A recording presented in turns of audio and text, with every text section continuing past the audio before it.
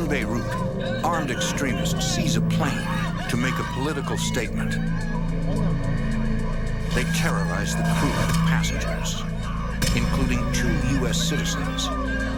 As attacks increase against Americans abroad, the FBI and the CIA undertake a daring operation to arrest a hijacker and to send a powerful message to terrorists everywhere.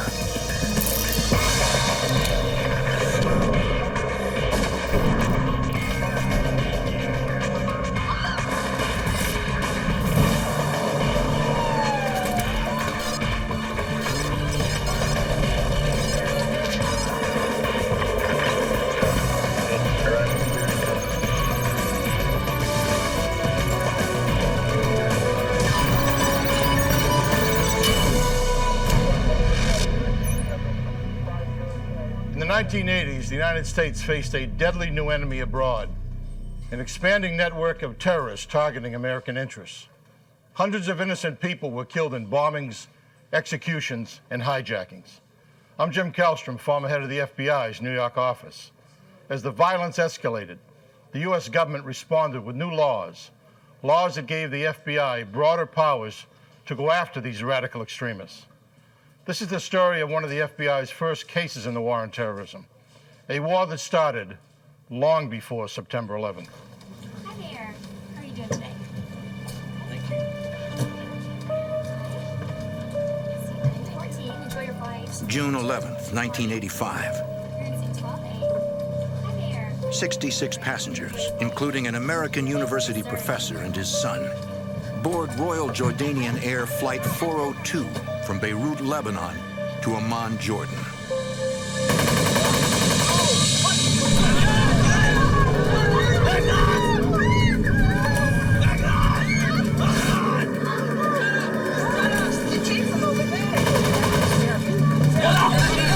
A gang of heavily armed terrorists overpowers the passengers and crew. They force flight attendants to identify undercover sky marshals to prevent them from intervening.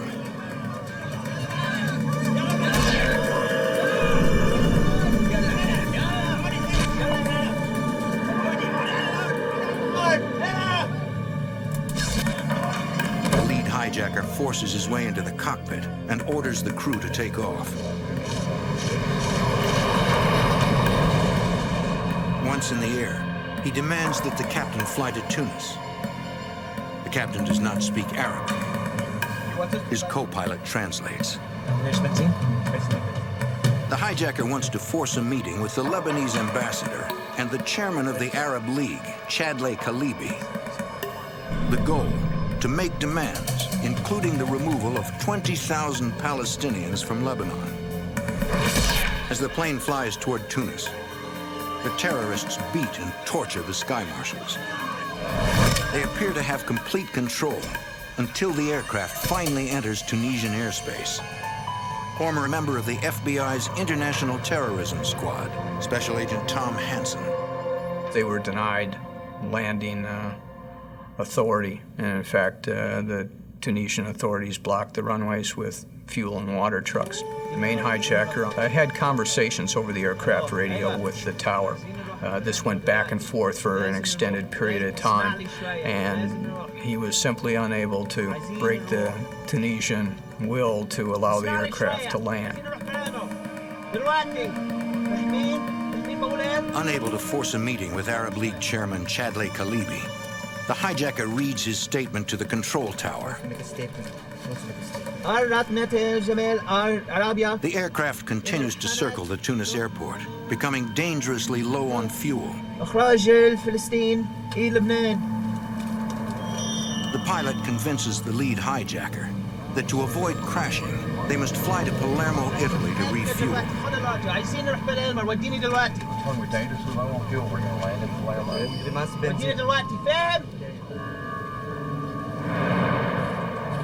Flight 402 approaches the Italian airport, but the captain cannot land. The runways there are also blocked.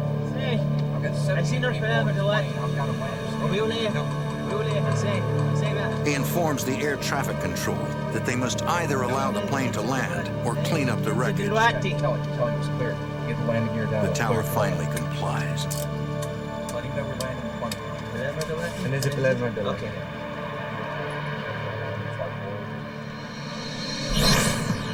Once they are on the ground, the hijackers demand that the plane be refueled. Airport authorities at Palermo refuse. The Italians stall for time with a simple deception. They notified the flight deck that they had notified the Arab League and that they were making all attempts and felt confident that they could get Chadley Kalibi to travel from Tunis to Palermo to meet with the hijackers. The hijacker is suspicious. Why would Chadley Kalibi travel to Palermo when he refused to meet him at Tunis airport? After an hour of waiting, the hijacker tells the tower that he will throw 2 children from the plane if airport authorities do not send out a refueling truck.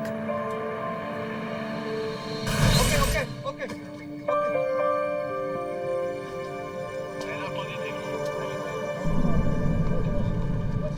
10 minutes later, Flight 402 is refueled and heading back to Tunis. For the second time in one day, the plane circles above Tunis International Airport. The captain tells the tower that the hijacker wants to read his statement on Tunisian radio, a state-run network. The air traffic controller responds that they cannot patch him through. They don't have the equipment. Listen, he doesn't even speak English, okay? To appease the hijacker, the captain lies to him and tells him the tower has agreed to broadcast his statement. Flight 402 returns to Beirut International Airport.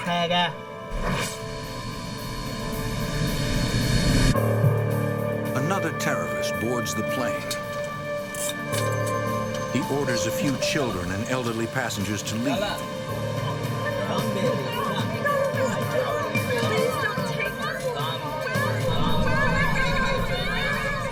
He relays a message from a superior, instructing the lead hijacker to fly over Jordan and Syria to read their proclamation. The plane again takes off. But after spending more than 24 hours in the air, the lead hijacker decides to turn back. He did not feel that they were getting a bang for their buck, so to speak. So the aircraft never went to Jordan and never went to Syria. The aircraft circles Lebanon for several hours before finally landing in Beirut. Determined to get their message across, the hijackers rigged the nose of the aircraft with plastic explosives. At 9 a.m., the lead hijacker calls the tower. He vows that if 20,000 Palestinian refugees are not expelled from Lebanon by 2 o'clock that afternoon, he will kill the remaining hostages.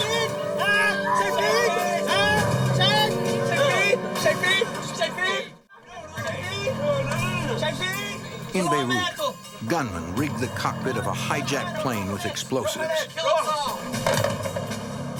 Aboard are 66 passengers, including 2 United States citizens and 9 crew members. The hijackers tell the tower that they will kill all the hostages if the government does not expel more than 20,000 Palestinians from Lebanon by 2 p.m.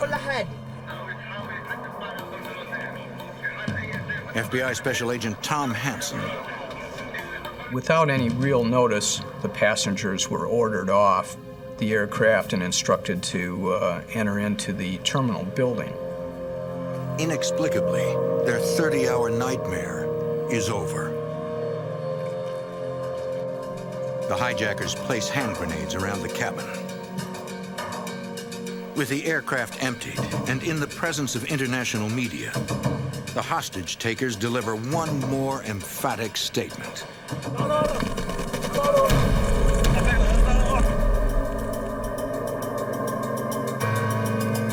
U.S. federal law enforcement agencies are determined to catch the hijackers. For the FBI, it is an historic moment. For the first time, they can legally pursue terrorists who have attacked Americans overseas, a power they had only recently acquired.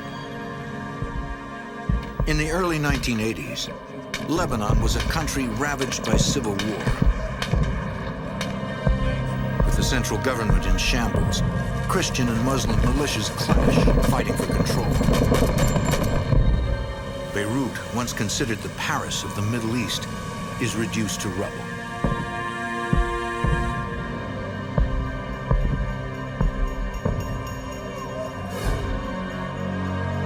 The situation further deteriorates, eventually forcing the U.S. Marines to deploy to Lebanon as part of a multinational peacekeeping force.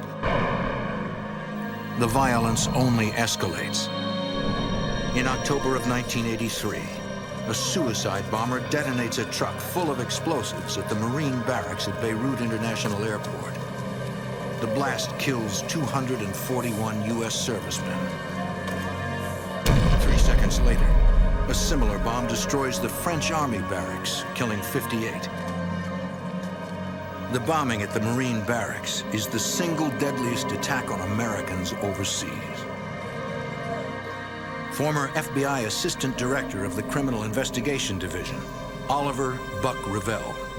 The horrendous attack upon the Marine barracks in '83, for a short time, really focused the attention of the American public on terrorism, but it always wandered off very quickly because there was not a belief of there being a sustained level of attack against the United States.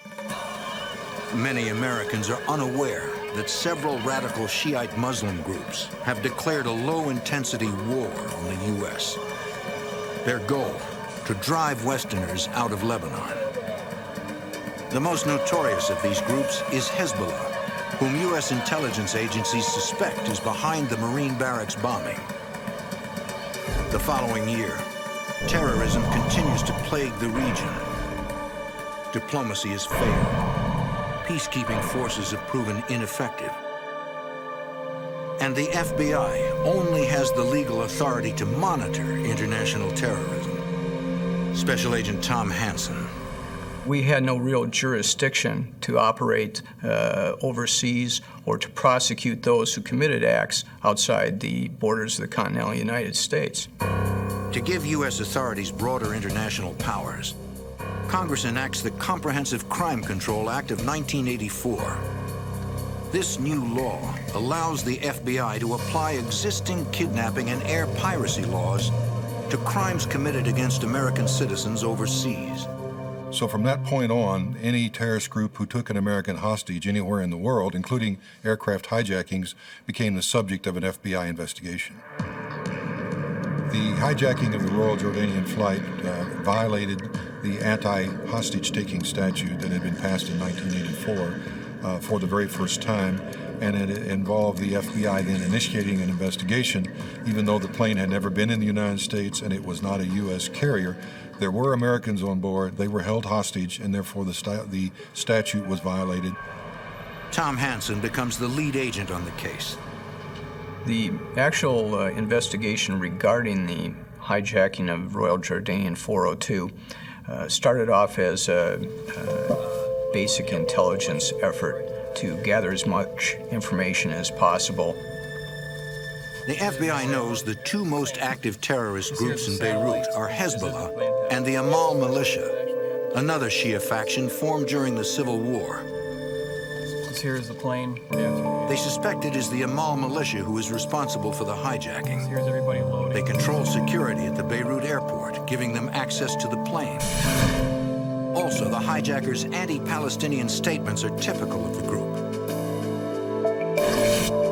Former FBI Executive Assistant Director Buck Revell. There was a dichotomy between the Hezbollah and the Amal, in that the Amal wanted to remove the Palestinians from the south of Lebanon to send them back into Israel or elsewhere, whereas Hezbollah was supportive of the Palestinian movement, particularly the PLO. Both groups use extreme measures to get their message across.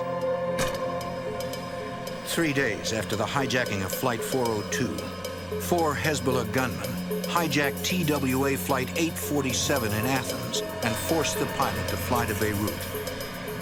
This was primarily an American flight. There were over 140 passengers on board, many of them American citizens. The Hezbollah made a number of demands in conjunction with this aircraft hijacking, specifically for the release of certain Hezbollah Shia prisoners, as well as certain Palestinian prisoners. Demands which, of course, the United States had no control over, and of course it was against U.S. policy to make concessions to terrorist organizations. The hijackers forced the TWA jet to fly back and forth between Beirut and Algiers. At each stop, they released women and children. In Beirut, the terrorists decide to prove they are serious about their demands. They kill U.S. Navy diver Robert Steedham. They executed him in cold blood, threw him out on the tarmac there at Beirut International Airport, which of course enraged all of us and caused us to rededicate ourselves that this wouldn't stand. We would go after these people as long as it took. 39 hostages remain, all Americans. The hijackers move them off the plane and hold them at several locations around Beirut. President Ronald Reagan reacts. Terrorists, be on notice. We will fight back against you in Lebanon and elsewhere. We will fight back against your cowardly attacks on American citizens and property. Authorities consider possible diplomatic strategies. There were continuous meetings in the sit room at the White House. We were trying to come up with some basis to effect the release of the hostages. This was probably the most stressful circumstance during my 12 years in charge of the terrorism program. We were using every intelligence means available to us. CIA assets, technical means, intelligence from allied services, through diplomatic channels. It was an all-out effort to obtain any and all information about who was holding the hostages, where they were being held, under what circumstances, and of course any information that would allow us to locate and potentially rescue the hostages. As U.S. agencies gather intelligence, 39 American lives hang in the balance. June 1985. Hezbollah gunmen hijacked TWA Flight 847 in Athens and forced the pilot to fly to Lebanon. They hold 39 passengers hostage all over Beirut. The U.S. Department of State applies diplomatic pressure, trying to secure the release of the hostages. Former FBI Executive Assistant Director Buck Revell. We were putting pressure on the Syrians, pressure on the existing Lebanese government. We were using surrogates such as Egypt and Jordan. So it was really an all-out effort to use any and everyone that might have some ability to try and bring pressure on the Hezbollah to release the prisoners. Finally, President Hafez al-Assad of Syria offers to negotiate with the captors and convinces them to release all 39 hostages. President Ronald Reagan gives voice to the nation's collective sense of relief. The 39 Americans held hostage for 17 days by terrorists in Lebanon are free, safe, and at this moment on their way to Frankfurt, Germany. They'll be home again soon. This is a moment of joy for them, for their loved ones, and for our nation. With the hostages safe, U.S. authorities turn their attention to finding the hijackers. FBI agents debrief the hostages of TWA Flight 847. Special Agent Tom Hansen. Many of the passengers were shown photo spreads of previous suspects in hijackings, kidnappings, to determine whether or not any of these individuals were involved in the TWA incident. Many of the passengers identified the photo that we had of the main hijacker from the Royal Jordanian aircraft. Hansen learns that the lead hijacker of Royal Jordanian Air Flight 402, a member of the Amal militia, guarded hostages from the TWA hijacking.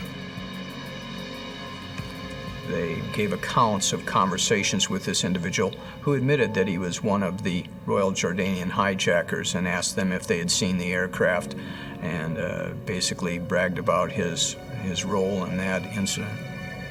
He was the main Investigators have identified a prosecutable subject. But gathering information on a Beirut-based terrorist is difficult at best. At the time, a boundary called the Green Line divides Beirut into the Christian East and the Muslim West. Dwayne Dewey Claridge is a former division chief in the Central Intelligence Agency's Directorate of Operations.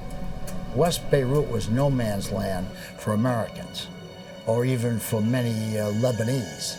And therefore, collecting information was extremely difficult, not only for CIA, but also for the friendly Lebanese intelligence services. But the CIA is relentless. Embedded operatives in Beirut continue interviewing informants. Their persistence pays off. They learn where the Royal Jordanian air hijacking suspect lives. The only problem, U.S. authorities are powerless to go after him.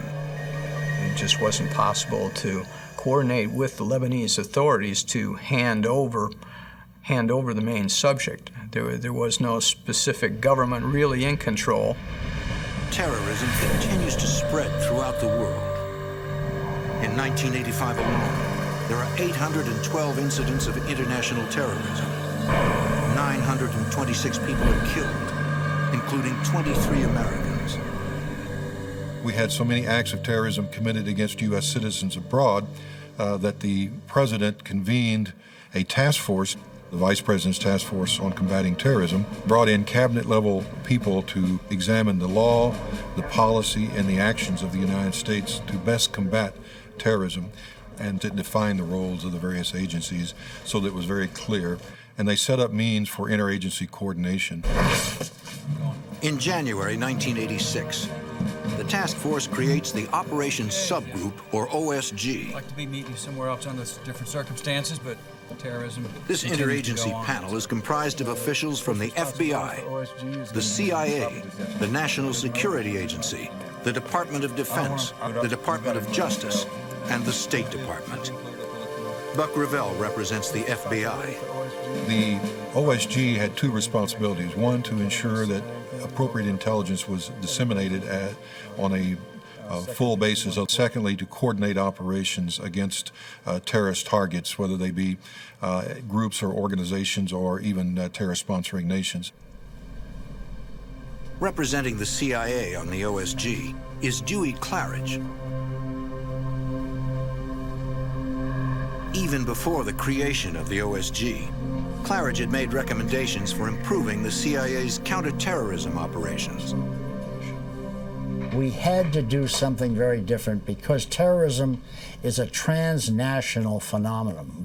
What I mean by that is that an operation may be planned by a group in Syria but carried out in Rome. Now, the U.S. government, like all governments, is organized on geographic lines, no matter what agency you're talking about.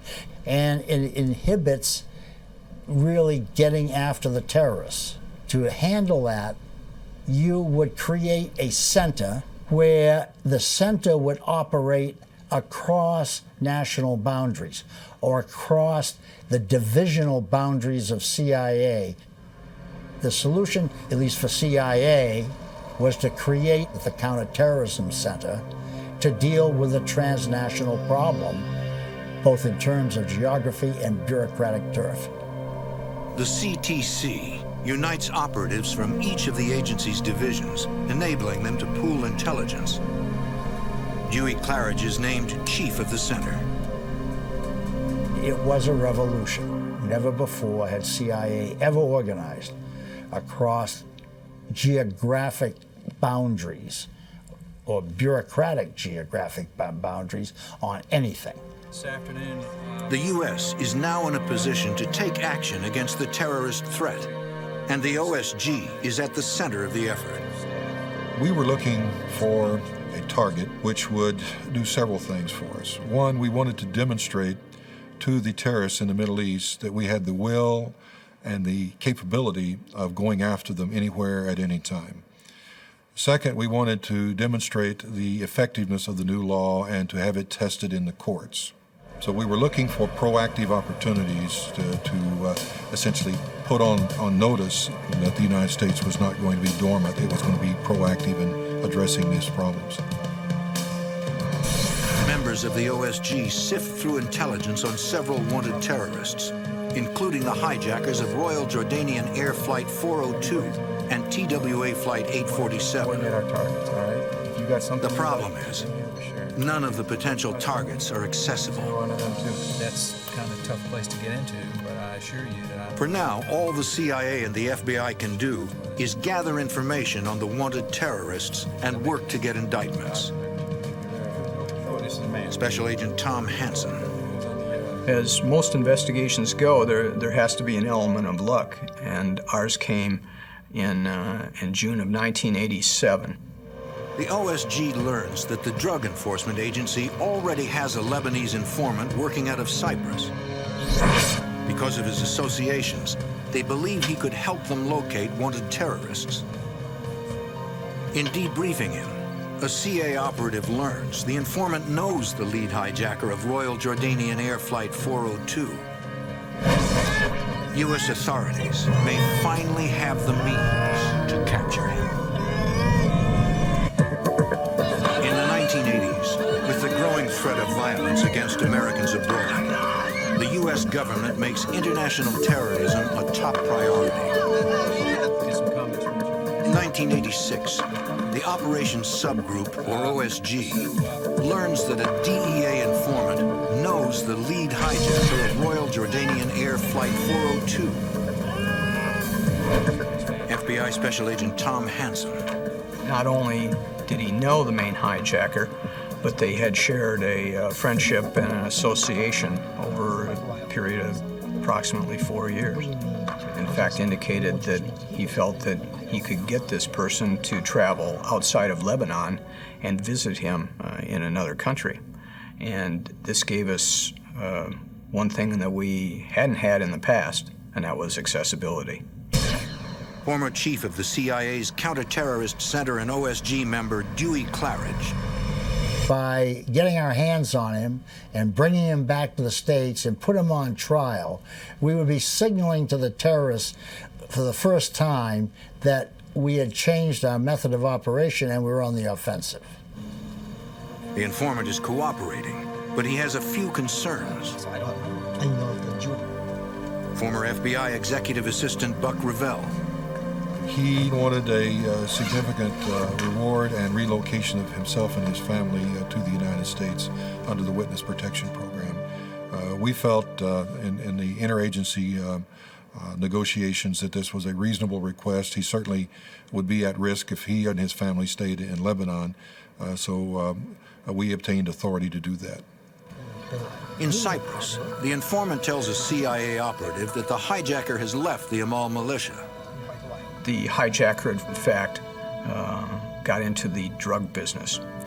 He pursued this in Europe and other parts of the Mediterranean, so was somewhat actively involved in transportation and sale of narcotics. He told us that the lead hijacker was interested in doing drug deals, that he had been involved in the past in certain drug operations, and he thought that he could be enticed to leave Lebanon, which was an important issue, and go to Cyprus or elsewhere where he would be vulnerable for arrest on our charges. The OSG now believes the Royal Jordanian Air hijacker is within reach. With the informant's cooperation, the CIA plants listening devices in his home to record his conversations with the hijacker. The determination was for him to go back and say, I know of a major international drug dealer who is looking to do an operation. You could bring the drugs in through Iran into Lebanon and then set up an operation to supply this drug dealer, and it would be very lucrative. The plan calls for the informant to set up a meeting outside Lebanon between the hijacker and an imaginary drug dealer named Joseph. The OSG decides the meeting will take place on a yacht in international waters. We did not want any operation that we undertook to involve violations of the sovereignty of another nation. The OSG considers whether the U.S. military or the FBI should make the arrest. Good news for you. She just handed me a memo. Former commander of the FBI's hostage rescue team, Special Agent David Woody Johnson. The basic plan was that any counterterrorism operation that occurred outside the United States or its territories would be handled by the military. Anything that occurred inside the United States or its territories, HRT would handle. And so now we got a situation where we may want to go over and grab a guy overseas. Do you use the military teams or do you use HRT? And that had to have been debated at the Attorney General, Department of Defense level. And they finally described it as an arrest. So we're going to use the hostage rescue team in spite of the fact that we're going to do it overseas. They choose the HRT because the FBI has arrest powers and the military does not. Members of the HRT are law enforcement officers trained to do hostage rescue and testify in a U.S. court of law. The idea was to try to take him alive and bring him back here and prosecute him. So I think the idea was to make a bigger political statement. We wanted to make sure that the terrorist groups and organizations, particularly terrorist sponsoring nations, knew that the United States had both legal authority and the will to carry out whatever operations were necessary. And we knew that it had to be done with interagency cooperation. This operation took a very long time to plan. We didn't want to violate the sovereignty of another nation. We did not want to undertake this and not succeed. That would send exactly the wrong message. The plan is ready to implement. The final hurdle is obtaining the president's approval. As I was going to Washington National Airport to catch a commercial flight under just a regular passport to Athens, I received a telephone call in the Bureau vehicle from Ed Meese, the Attorney General. And he advised me, he said, "Buck, I just briefed President Reagan. It's a go. Good luck, and I'll talk to you on the other end." Okay, I'll keep you posted. Before launching the mission, the FBI solidifies their case. We had to recontact the witnesses that we had previously interviewed and determine whether or not we could get a commitment from them that they would come to the United States and testify. Several passengers and crew of Flight 402 agree to take the stand if necessary. The government now has a prosecutable case. The plan, dubbed Operation Goldenrod, is set into motion.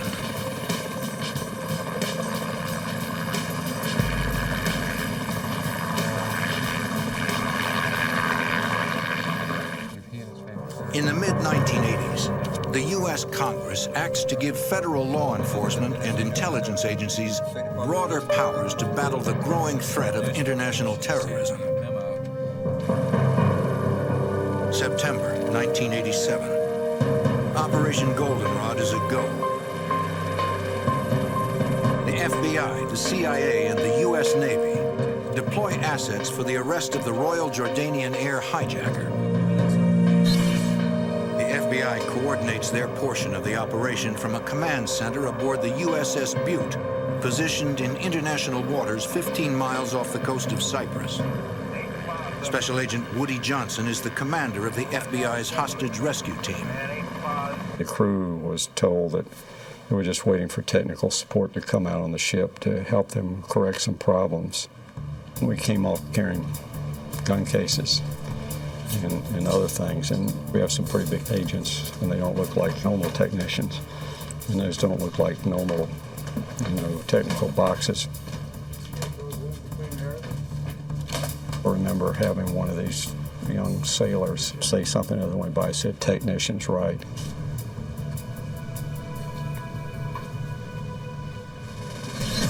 In Greece, HRT member Special Agent Don Glasser rents the yacht where the arrest will take place.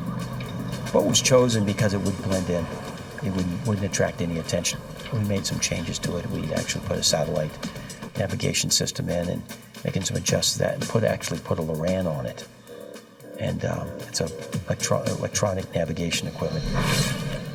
In the port town of Limassol, Cyprus, Dewey Claridge and the CIA team set up a command post in a hotel room. We had a communications officer with us and a lot of aluminum trunks of equipment, which were passed off as photographic gear. And we had satellite communications back to Washington, to EUCOM at Stuttgart, that's the U.S. military command at Stuttgart. And of course we had communications with the Butte, with the yacht, and headquarters was patching our communications through to the FBI headquarters, the White House, and whoever else. Everybody wanted to be in on this, know what was going on. Under sail off the coast of Greece, the FBI arrest team alters the appearance of the yacht to protect the owner's identity. We changed the flag from a Grecian flag to Italian flag. We've changed the home port and the name on the hull, and we turned the life preservers all around, which had the name of the boat on it.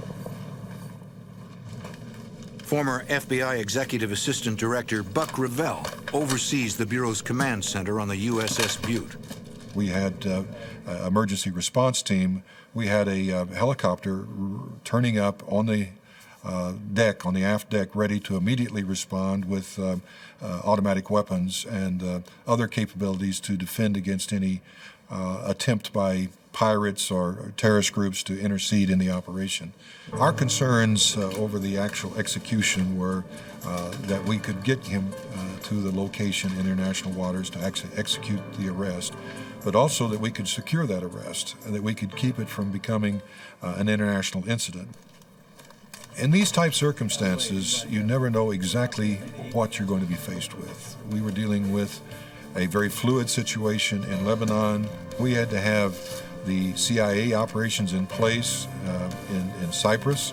We had to have the FBI operations in place on board the yacht, which was the intercept vessel, and our command and control and emergency response on board the USS Butte, which was going to have to stay in international waters but be very close by. And since we couldn't control the exact timetable, it had to be very flexible. The FBI and the CIA are ready.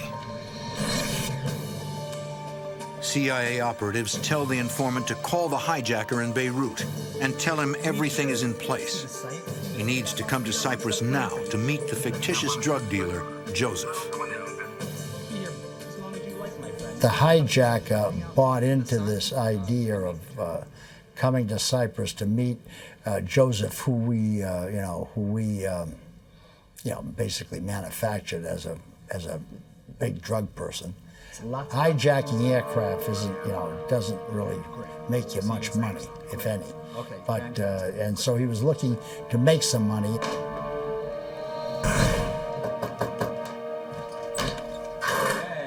The hijacker arrives at the informant's home, where he will stay until the operation begins.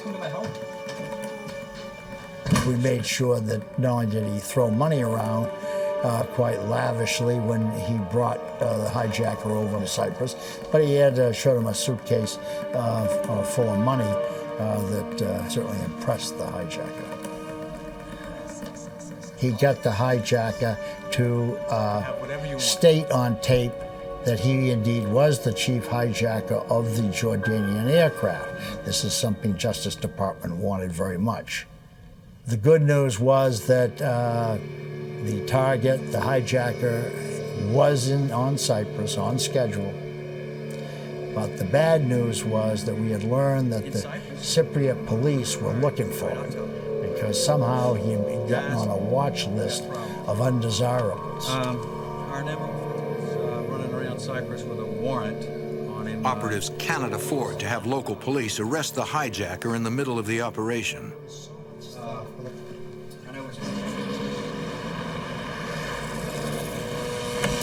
The CIA decides to have the informant move himself and the hijacker into the same hotel where they have the command center set up. I felt we could take that risk because it was a weekend. And it was unlikely that the police would energize themselves to run around, particularly to a high-class hotel and a new one at that, searching for this fella.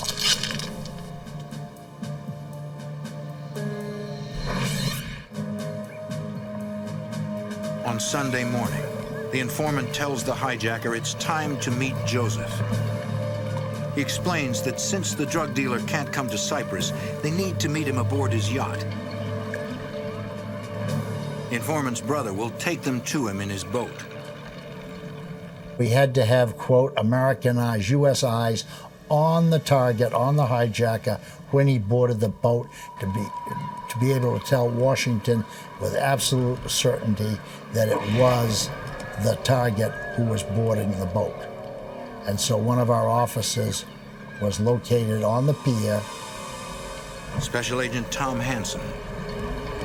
The boat departed with the cooperating witness and the main subject on time and headed out towards the yacht.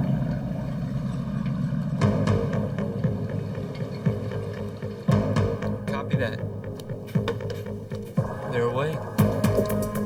We informed everybody on the communications net of that fact and that the operation was underway. We asked for Washington to begin to implement the extraction of his relatives, near relatives, sisters, brothers, and children from various places around the Middle East, which had been part of the deal. Yeah. All right. We had a picket boat system in place to act as guideposts for the cooperating witness to navigate from. FBI's hostage rescue team commander, Special Agent Woody Johnson. My job is to worry about the people that are working for me, and it's a concern if this is a double cross. Have they set us up? Is he, going along with this thing, but they're sitting in a boat somewhere waiting on us, and then they're going to come charging in on us on the yacht, and we're going to end up in a fight on the water. For now, all the FBI can do is wait. Undercover FBI agents await the arrival of the Royal Jordanian Air hijacker in international waters 12 miles off the coast of Cyprus.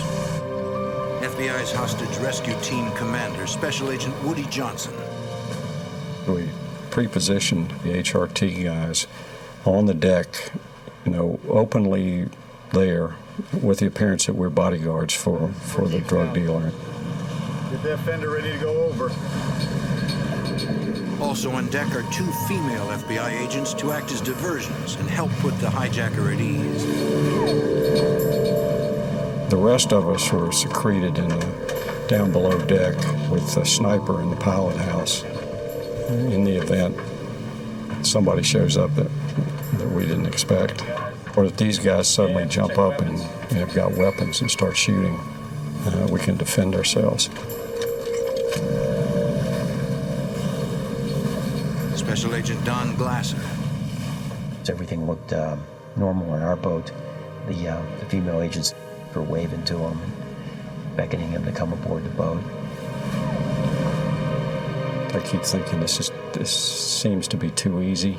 Is this guy, have they set us up?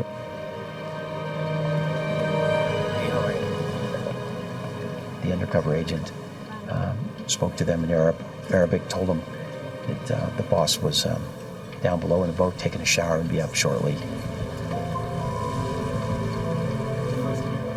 We said, well, the owner's going to want him to be searched for weapons. It would only take a second. We apologized for that, but that was business. And he didn't resist that. So the other agent patted him down give them a quick pat down for weapons, didn't find anything on them.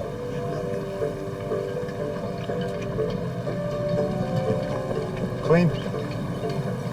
Go downstairs. The other agent escorted them back to the cockpit area where he nodded to me, which was the signal that we'd execute the arrest. Major T operators came up from the cabin. He was very surprised. I'm not sure who he thought we were. He was absolutely terrified. Did not resist us. We put leg irons on him and we called the ship. Agents send word of the successful arrest. All right.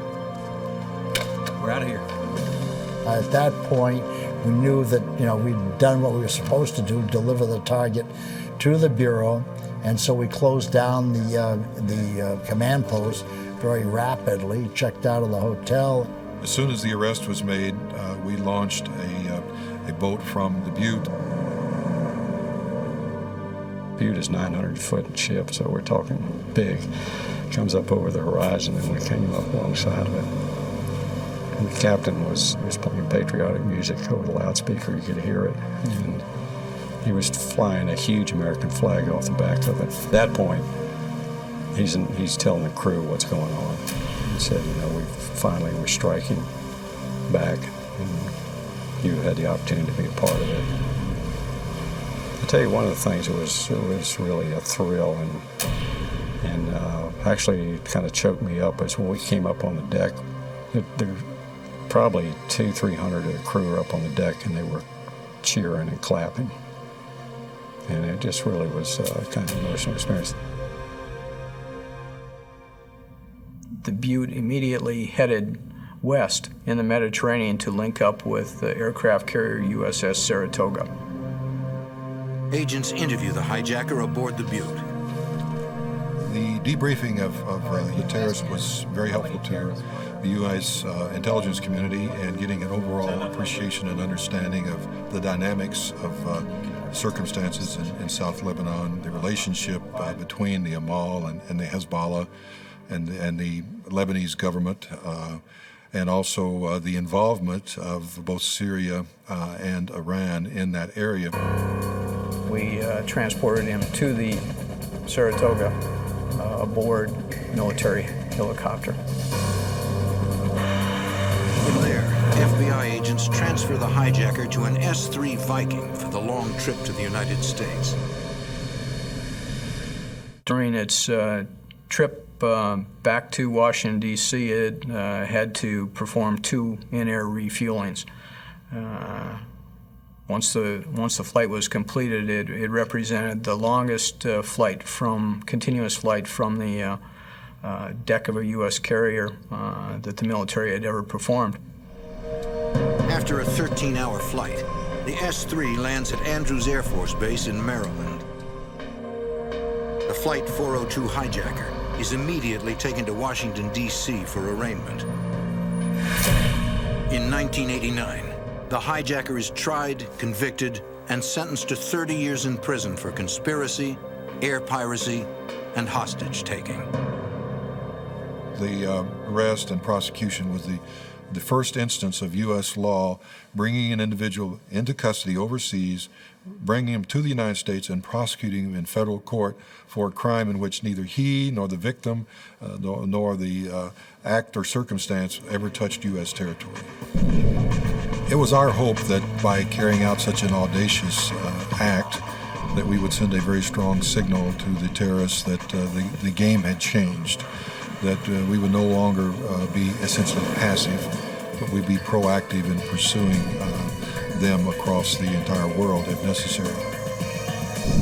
Operation Goldenrod was the first success of its kind in the U.S. government's new war on terrorism. One World Trade Center, New York City. Friday, February 26, 1993. The basement garage was a scene of utter destruction, cloaked in thickening smoke. A woman alone, trapped and bleeding, called police. There were many panicked calls to the NYPD that day as real life took on the trappings of a disaster movie.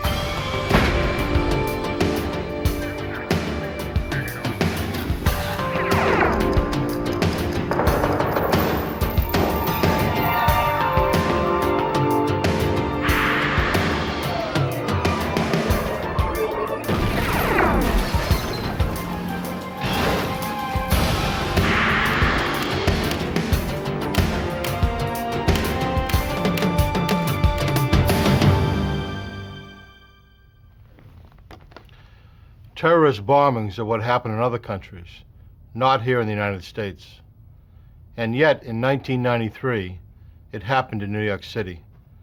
The World Trade Center bombing rattled our notion of domestic security. It shook the foundation of our belief that we're not vulnerable to terrorism. The cracks it caused in our self-confidence can never be repaired. If it happened once, could it happen again? It was the question in everyone's mind, but no one dared to say it aloud. I'm Jim Kellstrom, former director of the FBI's New York office. Somewhere in a crater, 5 stories deep, in wreckage a block wide, lay the key to the bomber's identity. At least, that's what investigators hoped.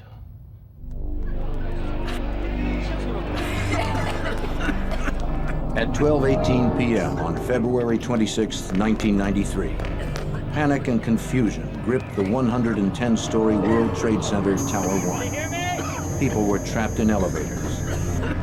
Lights went out. Smoke turned the hallways black. Thousands of the injured and panicked occupants choked as they tried blindly to escape what seemed like a nightmare. The engineer who designed the towers anticipated several potential disasters. He structurally designed them to withstand the violence of a sustained hurricane and something as unimaginable as the impact of a fully fueled jet. Let's go! It seemed that something had been overlooked, but no one knew what. On that day, Tower 1 became the city's tallest chimney.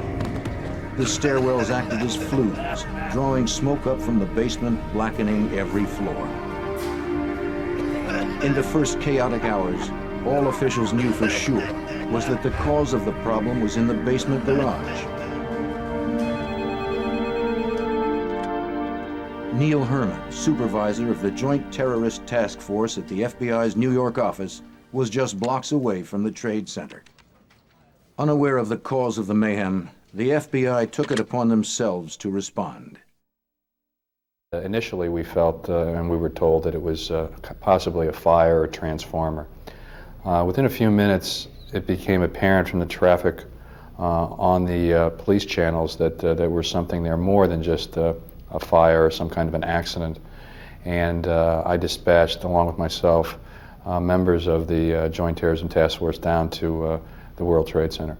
The immediate concern was getting the trapped victims out of the building. Extensive damage created logistical problems for rescue workers.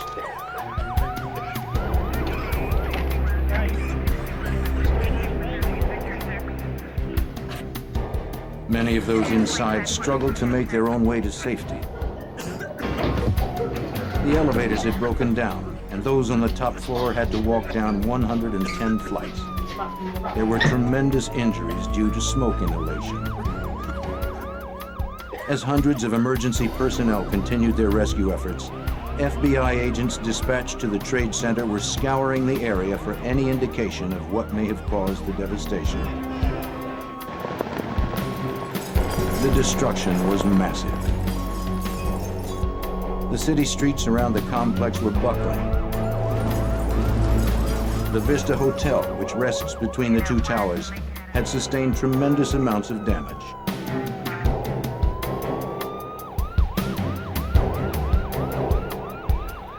It was immediately apparent to investigators that whatever occurred below the street level was powerful enough to come up through 4 levels of the parking garage, up to the street and higher. Special Agent Chuck Stern of the FBI's Counterterrorism Branch began the process of organizing the investigation.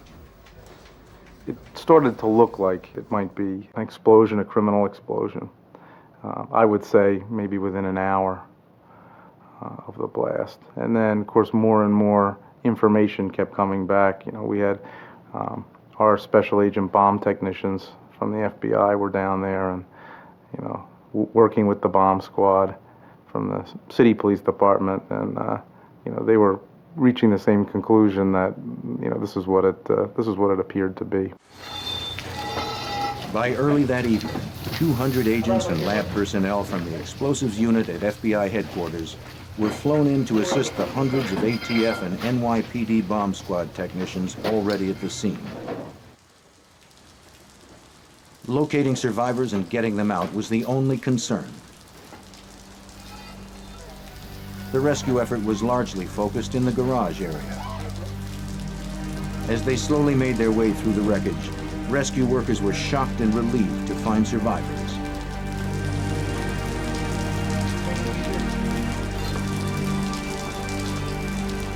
As they moved onward, they reached an area that had sustained massive destruction.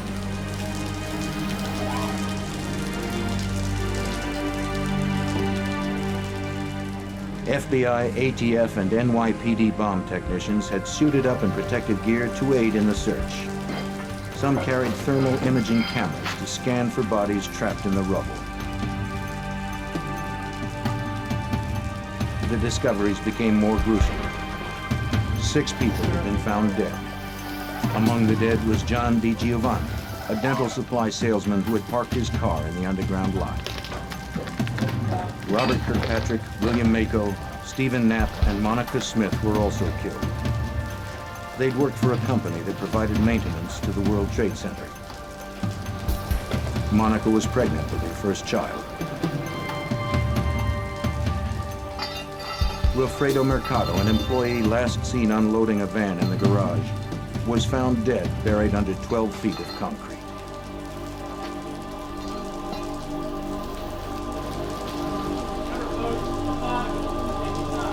Inside the garage was an apocalyptic scene. Debris and concrete were scattered 100 yards in all directions. Hundreds of cars had been demolished, and small fires erupted from spilled gasoline. Pumps drained a flood of water and sewage from broken pipes. Overhead, 6 tons of concrete clung to warped rebars. Fiber optic cables dangled. To FBI agents, there was no way that the cause of this damage was accidental. Special Agent Chris Ronay from the FBI Laboratories Explosives Unit surveyed the damage. Well, as we analyzed the damage to the building, even in the early stages, it was clear that there was a very large bomb, a very large explosive device of some hundreds of pounds. It was clear from the beginning. We didn't know how big it was. Placed in the basement on one of the parking garage levels, most likely in a vehicle. If the agent's initial conclusions were correct, this was the single greatest act of terrorism on American soil at that time. The morning after the explosion, interagency teams prepared for their first extended glimpse of the destruction. In addition to the ongoing search for victims, they were now looking for any clue that could explain the explosion. But they were explicitly instructed not to move any evidence. The structural integrity at the lower levels was severely weakened. Any disturbance might cause what little support there was remaining to collapse on those inside. The floor of the B2 level of the garage had collapsed, sending hundreds of cars from 3 parking levels down several stories. All the vehicles came to rest at the bottom level, crushing the tower's refrigeration room. Actually, the engineers told us that debris that was piled around the columns, sort of like a soda straw stuck into a pile of sand. And you couldn't remove the debris because that would remove what little support was present and that was holding the Vista Hotel up. Construction crews spent hours reinforcing the walls and columns in the parking levels so that agents and investigators could safely explore the scene.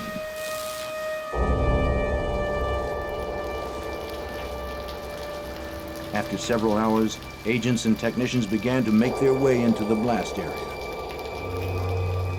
It was very, very eerie because it was deserted and there were a lot of cars with the trunks blown open and things like that. And some of them you could hear ticking because which was kind of an eerie thing at a bomb site. because the turn signals had been activated and were actually still flashing on some of the cars. Gradually, the searchers got closer to the origin of the blast, known as Ground Zero. The damage was so extensive that there was no conclusive evidence that pointed to the cause of the explosion. The floors were completely blown away, leaving a 5-story crater which extended through the cavity of the building. Investigators searching for explosive residues had difficulty finding them. They were mixed in with concrete debris and building materials. They had to sift through tons of dirt and rubble in the hope of finding some scrap of evidence.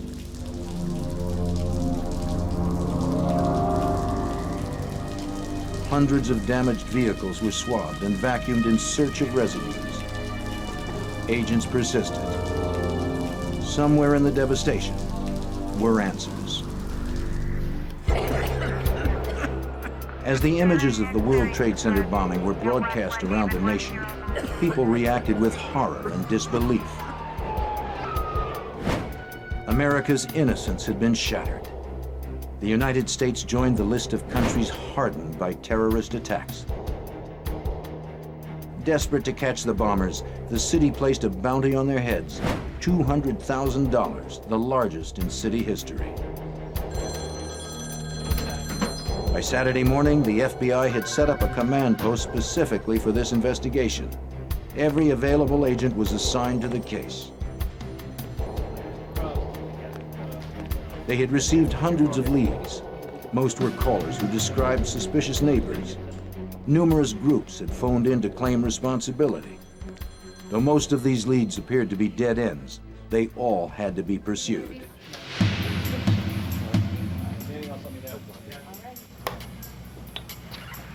Just 2 days after the blast, as agents chased down leads, investigators processing the crime scene spotted a piece of charred, twisted steel at what was thought to be the center of the explosion. It was part of a vehicle decimated by the blast. Perhaps from the vehicle that delivered the bomb. VIN number here. Investigators noticed a series of digits stamped onto the metal debris. Though they were explicitly instructed not to remove evidence, they felt their finding was significant enough to override protocol.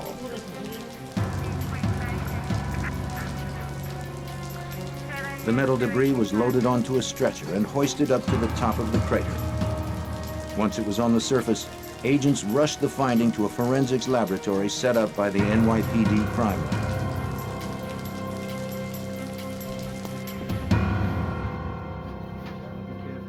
In the lab, agents and examiners were having difficulty determining what the markings meant. An investigator from the FBI's Joint Autocrime Task Force was called to examine the debris.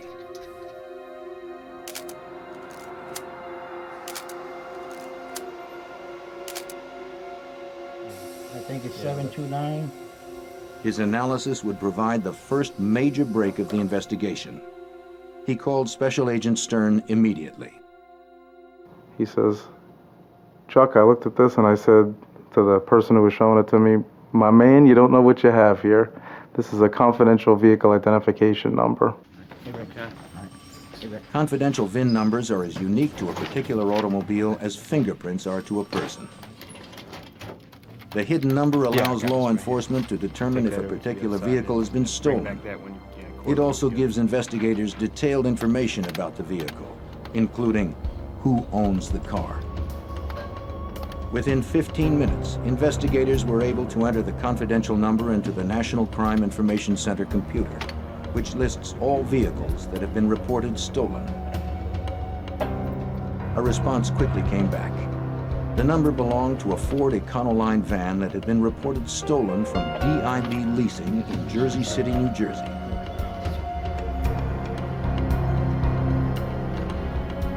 The FBI's Newark office was contacted immediately. Within minutes, agents arrived at DIB. The FBI was prepared to uncover everyone or anything that had access to that van. That this Ford Econoline van was, in fact, a Ryder rental van that had been rented by an individual by the name of Mohammed Salame. and then later reported stolen. And they learned from the management of DIB Leasing that Salome had put down a $400 deposit on the van, and that he had been anxiously trying to get the deposit back. After conferring with federal prosecutors late into the evening on Wednesday, the decision was made to have an undercover FBI agent in place at DIB when Salome returned for his deposit the next morning. They spent the remainder of the evening piecing together Salome's history.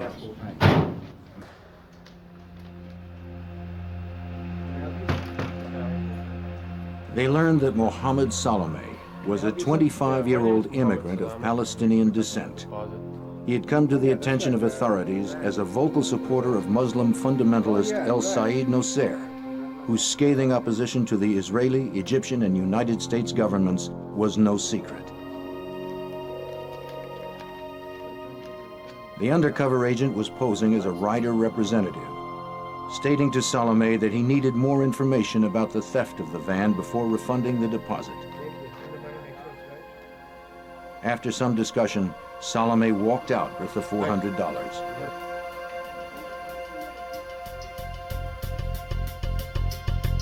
As he stepped out of the office, dozens of FBI agents who had been monitoring their discussion descended upon Salome.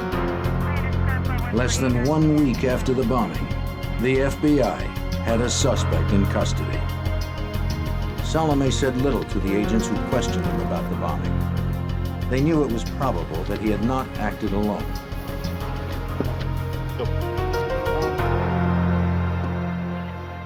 The investigation was taking on a clearer focus. When Salome was arrested, agents recovered various personal items, including his wallet, which contained several business cards and telephone numbers. They began by searching the address listed on his driver's license. A former roommate told agents that Salome no longer lived at that address. However, they were able to find some belongings of Salome's that he had left behind.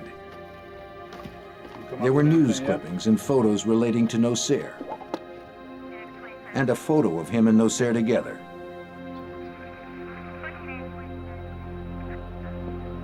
There were numerous bank records.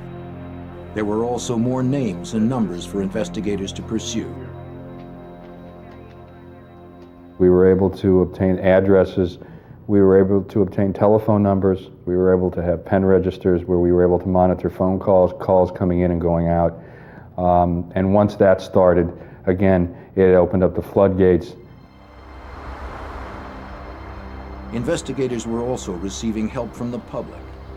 A few days after Salome's arrest, the manager of the space station storage facility in Jersey City called the FBI.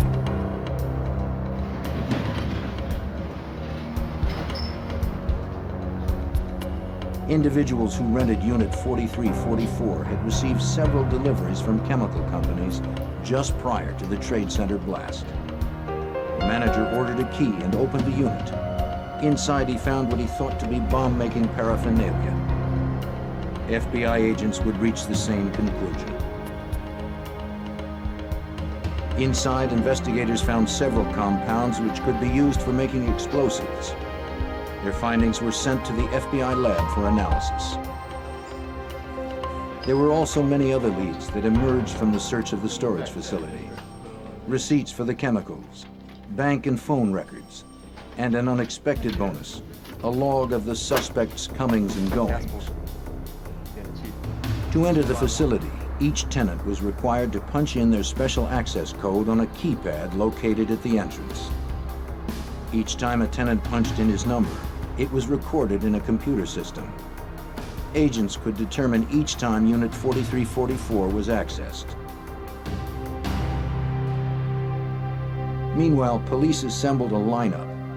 Doug Melvin, manager of the space station, identified Mohammed Salome as the man who rented the locker. He recognized him easily because Salome frequently visited his storage locker. In Melvin's experience, customers usually had no reason to do that. Continuing to search for any possible lead, agents obtained phone records from a payphone just outside the storage facility. one name on the list of individuals who received calls from that phone was already familiar to the FBI. That name was Nidal Ayad. Nidal Ayad's name first appeared on a business card found inside Salome's wallet. Ayad worked as a chemical engineer. Within a week of Salome's arrest, agents learned Ayad had called a chemical company inquiring about buying chemicals. The prospect of another bomb was frighteningly real. It appeared that another act of violence was in the making.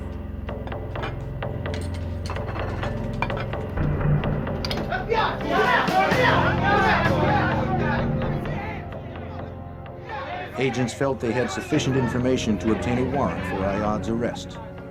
On March 10th, the FBI raided his home in New Jersey as he and his family ate dinner.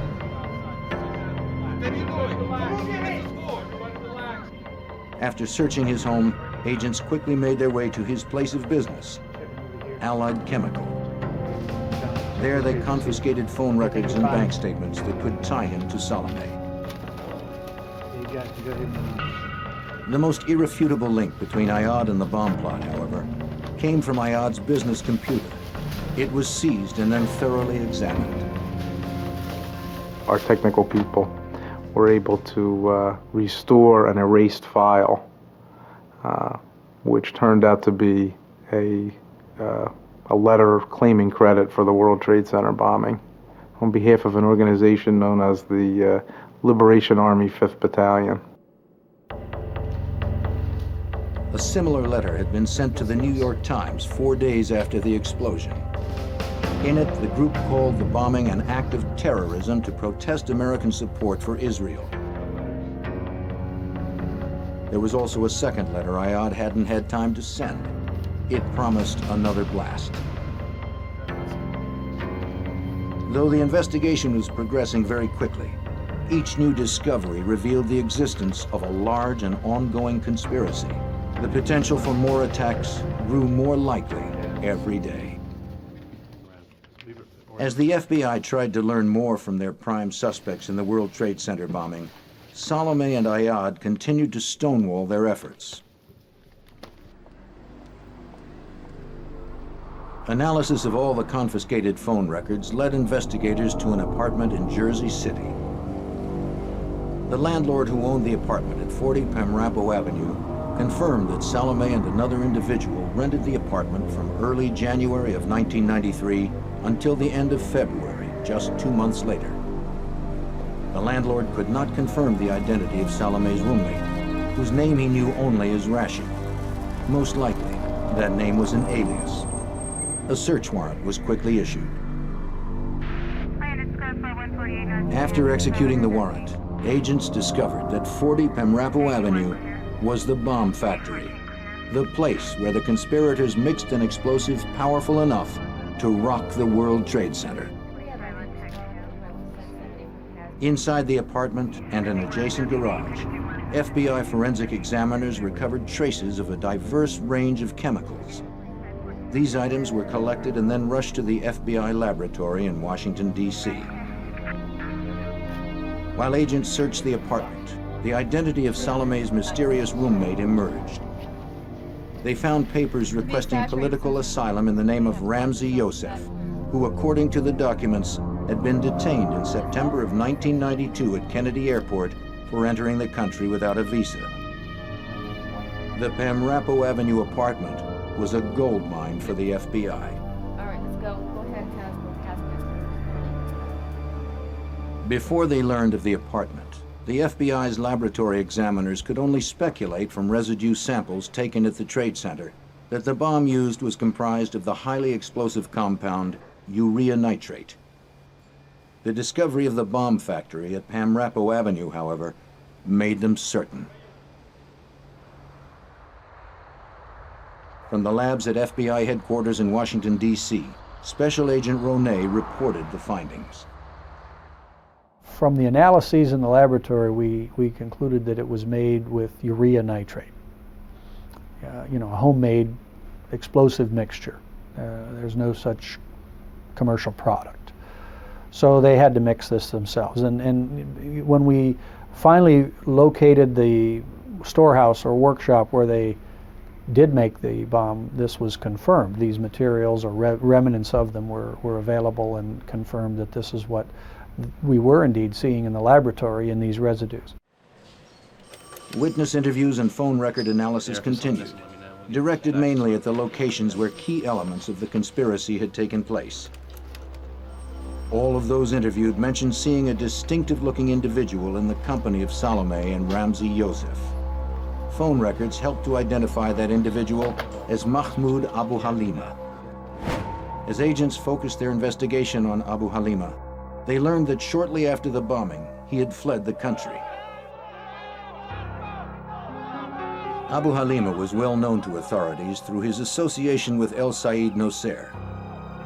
Abu Halima was also close to the radical Muslim cleric Sheikh Omar Abdul Rahman, who would later be sentenced to life in prison for a conspiracy to bomb several New York City landmarks.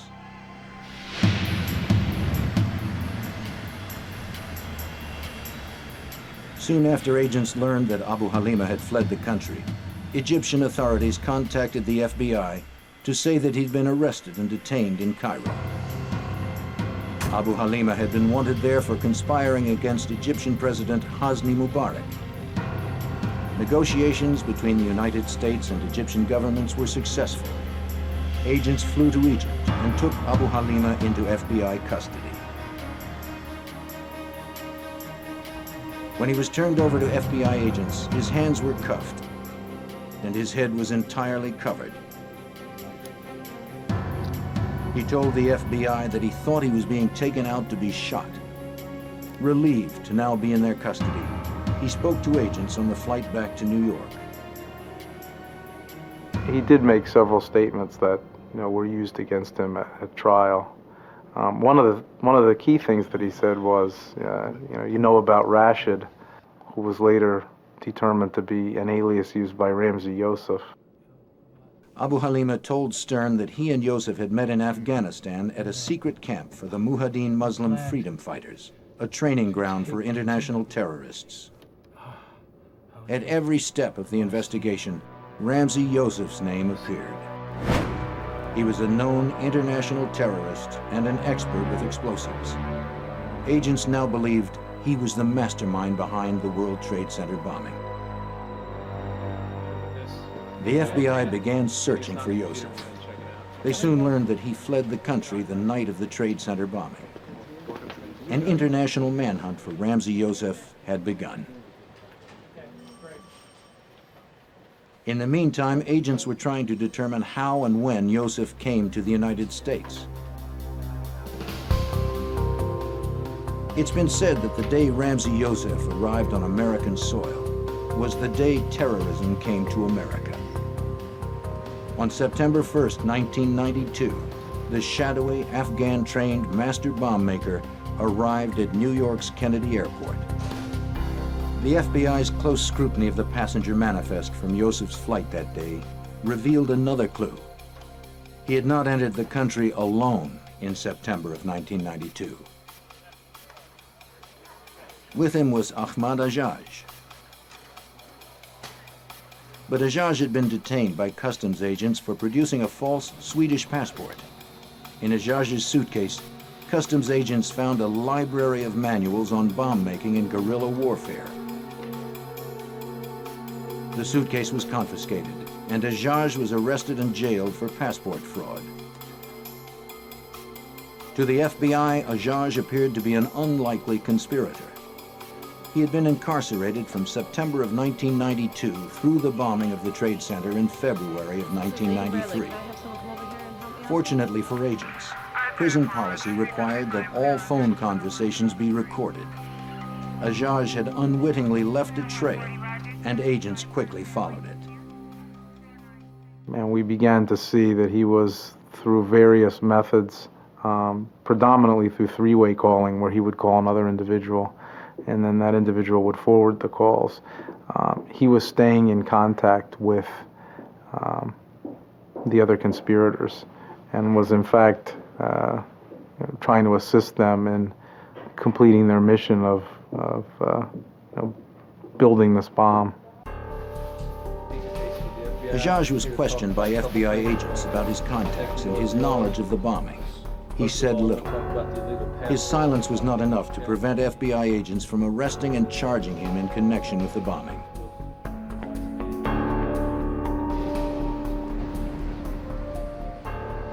With 4 conspirators now in custody, authorities decided to bring them to trial while the search for other bombers continued.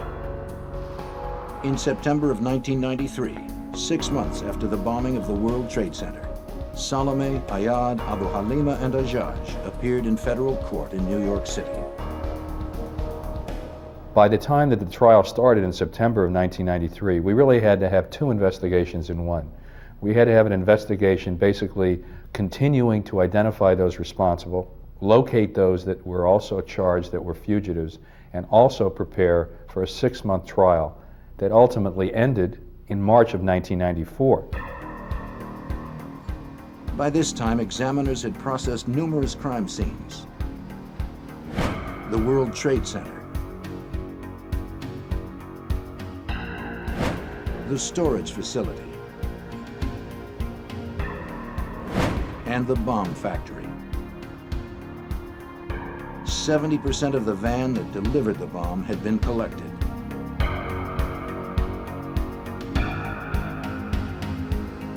There was also a mass of receipts, phone records, and interviews. Tons of evidence had been recovered. It would now be up to a jury to determine if it was enough. By September of 1993, 6 months after the bombing, federal prosecutors were ready to present to a jury how the defendants carried out the bombing of the World Trade Center. The conspiracy began soon after Ramzi Youssef arrived in America in September of 1992. He moved in with Salome, and the two became close friends. The friendship was founded on a mutual hatred of Israel and a desire to disrupt U.S. support of the Israeli government. They chose the World Trade Center as the stage for articulating their political agenda. The World Trade Towers are the city's tallest buildings, rising a quarter mile above the pavement. In addition to the 2 towers, the complex includes the Vista Hotel, numerous underground shopping areas, and entrances to the subway lines that connect New York and New Jersey. Below that are 5 parking levels, each level containing more offices and businesses. The terrorists decided the bomb could cause the most damage, claim the most lives, by being placed in the garage. The plan was put into effect. Receipts showed that in November, Youssef used an alias to buy chemicals. Throughout the winter, he would order more as he honed the formula for his bomb and worked out the plan of attack.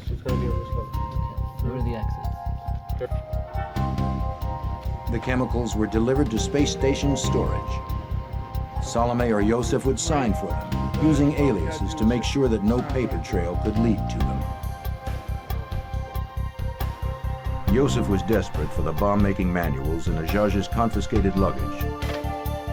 Youssef developed a clever 3-way calling system to hide the trail from Hajjaj's prison phone in New York City to his New Jersey apartment.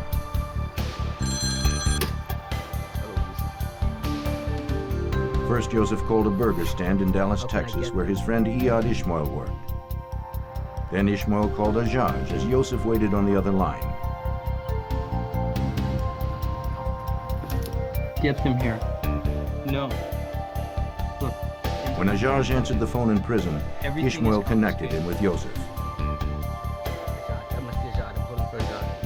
Hajjaj, how are you doing? Together, the 3 were able to discuss the bomb's construction. I don't have the plans. The jury was methodically being shown the lengths to which the bombers had gone to protect themselves. These bombers would not be deterred. The prosecutors continued.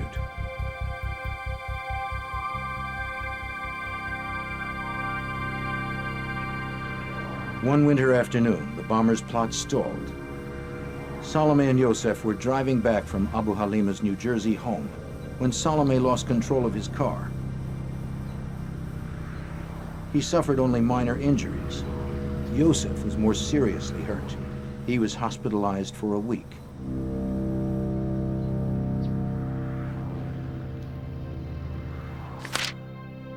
Yosef made calls to chemical companies from his hospital bed. The FBI learned who he called and when through hospital phone records. As Yosef recuperated, Salome, Ayad, and Abu Halima drove deep into the Pennsylvania woods. Here they tested a prototype of their deadly mixture.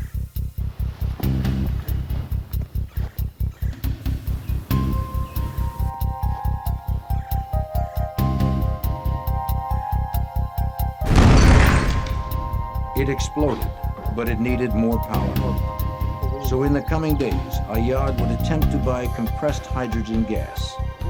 Hydrogen is so commonly used in Middle Eastern terrorist bombings that it's considered a signature. Even though Ayad worked as a chemical engineer, he had problems finding a company that would sell it to him.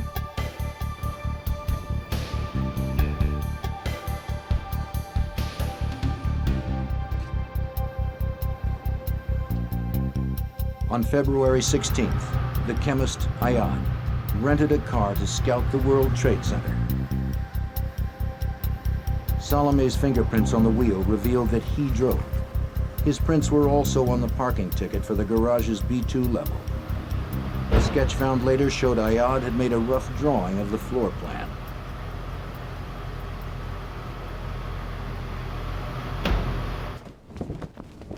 Then, just 4 days before the bombing, at Yosef's request, Iyad Ishmael arrived in New York from Dallas to help complete the bomb making. Ishmael would also drive the vehicle carrying the bomb into the garage. He was Yosef's trusted friend, and he had been a New York City cab driver. Perfect credentials for this delicate operation. On February 23rd, Salome went to DIB Leasing and rented a 10-foot Ford Econoline panel van. He left a cash deposit of $400.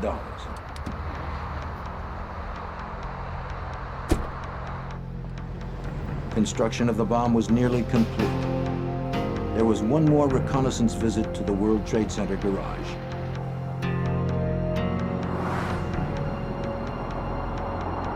In a burgundy Chevy Corsica rented by Ayad, with Salome listed as the second driver, the conspirators returned to the garage with Yosef and Ishmael to determine the precise location for placing the bomb. Jurors were shown another garage claim ticket that confirmed the time of the visit, the make of the car, and the garage level they parked on, the B2 level. Meanwhile, Ayad had managed to reach a firm that would sell him compressed hydrogen. He ordered 3 large tanks, which were delivered to the space station storage the next day.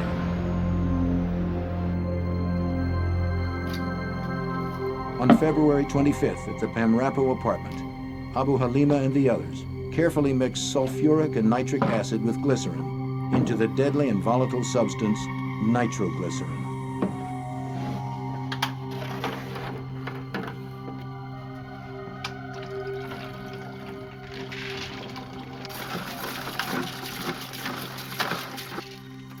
They mixed an estimated 1,200 pounds of urea crystals with several gallons of nitric acid.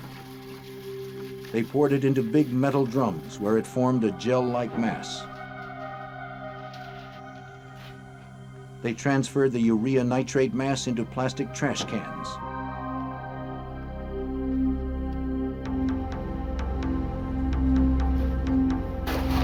The others had backed the van down the driveway behind the house and up to the apartment door. They packed the cargo hold with their creation, a lethal cocktail of chemicals, bonding agent, fuse, and detonator. They loaded the trash cans and then arranged the home-brewed nitroglycerin among them. They had threaded 4 long fuses through surgical tubing to reduce the smoke and slow the burn enough for the bombers to escape. The fuses were rigged to blasting caps and boxes of gunpowder and then inserted into each of the nitro containers.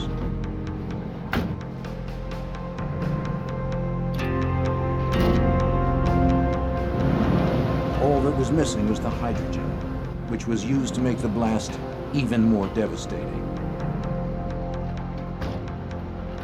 In the Ryder van, followed by Ayad's Corsica, they drove to the space station to pick up the hydrogen. They loaded it carefully in the van, propping the 3 red tanks behind the boxes of nitro against the rear doors.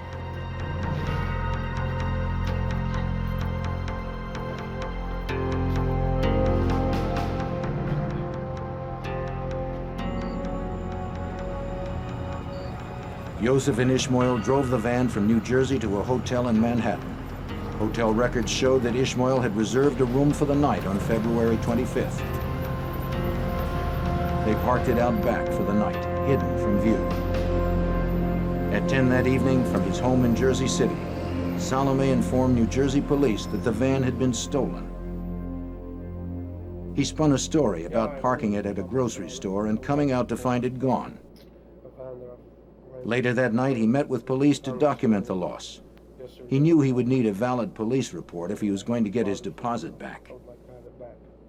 Agents learned that Salome had purchased a child's airline ticket abroad because it was all he could afford.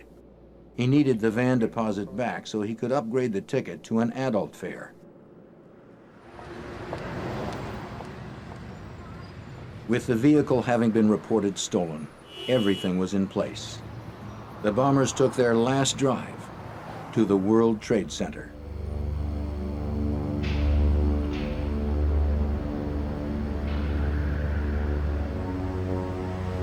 At about 2 minutes past noon the next day, Friday, February 26, 1993, the bombers' Ryder van pulled into the B-2 level ramp of the World Trade Center. The burgundy Corsica followed. Ishmael drove the van as Yosef sat in the passenger seat.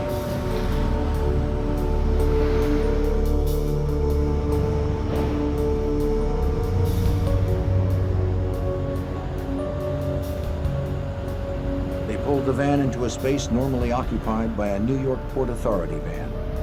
Since Port Authority owns the World Trade Center, their vehicles have easy access in and out of the garage. The getaway car waited nearby.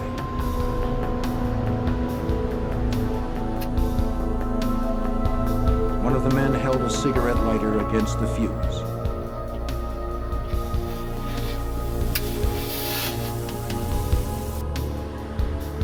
As it began to burn, they rushed to the Corsica and pulled away. The flames raced along, an inch every 2.5 seconds, silent and almost smoke-free because of the surgical tubing. The gunpowder was packed into Atlas Rockmaster blasting caps, the kind used in the demolition of large building sites. 4 fuses were used to guarantee the bomb would detonate.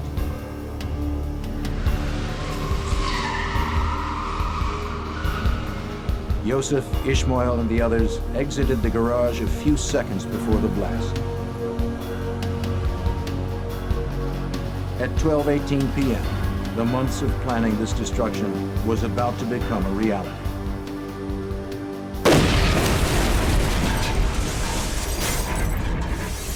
The explosion hit the wall of the tower with a massive force, destroying everything around it.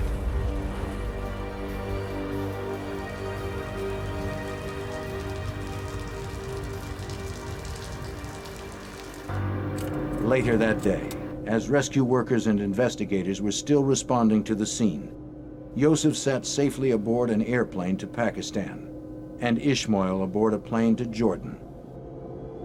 Within days, Abu Halima had also fled. If investigators had not found and tracked the VIN number so quickly, Salome would likely have escaped too.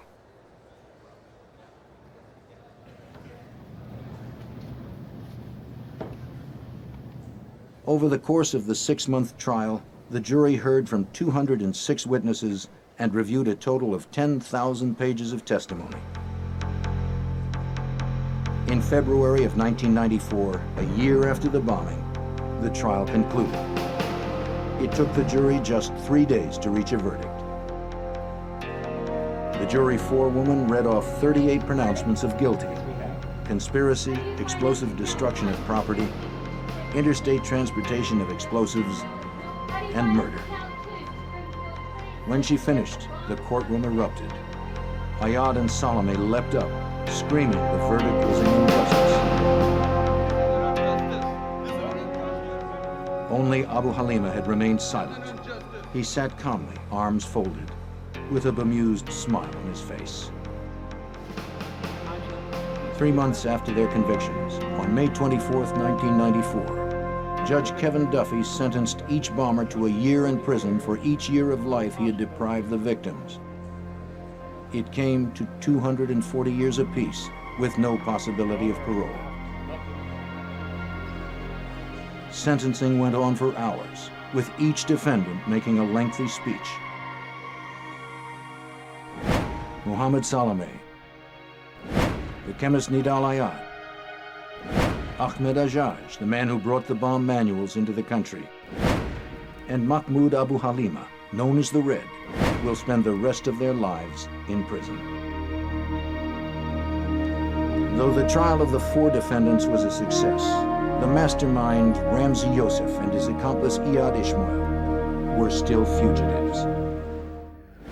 4 of the 6 conspirators in the World Trade Center bombing had been convicted.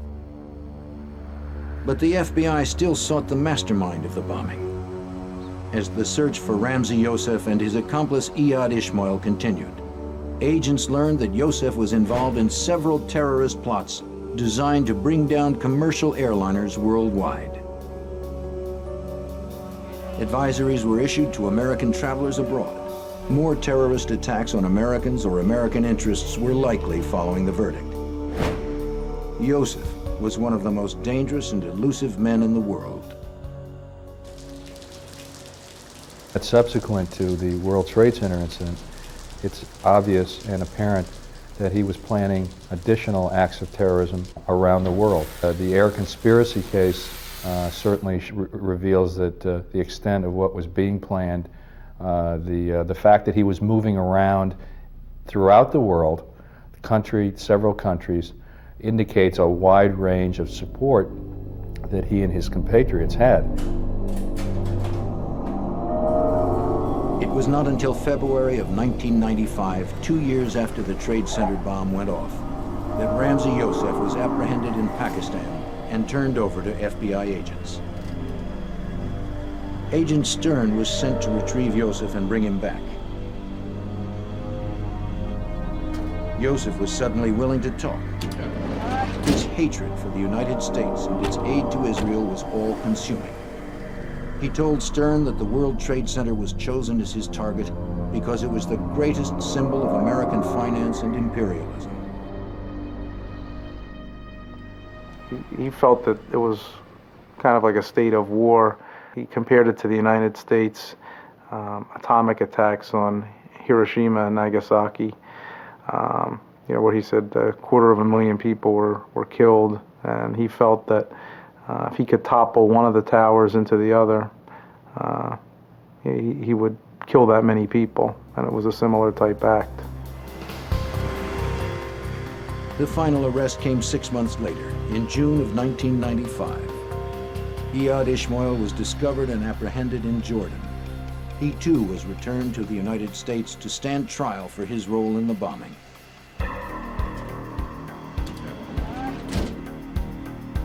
Youssef and Ishmael were tried together in New York City. In January of 1998, after being found guilty of the same 38 charges that the other defendants had faced, a judge sentenced the two to life in prison with no possibility of parole. The judge, calling Youssef an apostle of evil, ruled that Youssef should serve the remainder of his life in solitary confinement. Only a life of solitude could prevent Youssef from conspiring to kill again. With the major conspirators imprisoned for life, the FBI and other law enforcement agencies have had a chance to reflect on the magnitude of this investigation. Well, the World Trade Center case really in many ways was a real wake-up call for law enforcement. It was the largest single act of international terrorism in the country. And although terrorism has been here for many years, certainly on the scope that we saw the World Trade Center was something that was unique and certainly much more horrific than we've seen in the past. The bombers did $550 million worth of destruction to the World Trade Center. The financial damage caused by the disruption of national and international business was also deeply felt. America had been jolted from its belief that international terrorist attacks don't happen on American soil. By bringing such a complex and far-reaching conspiracy to a close so quickly, the FBI sent a message around the world. The taking of innocent lives will never be tolerated.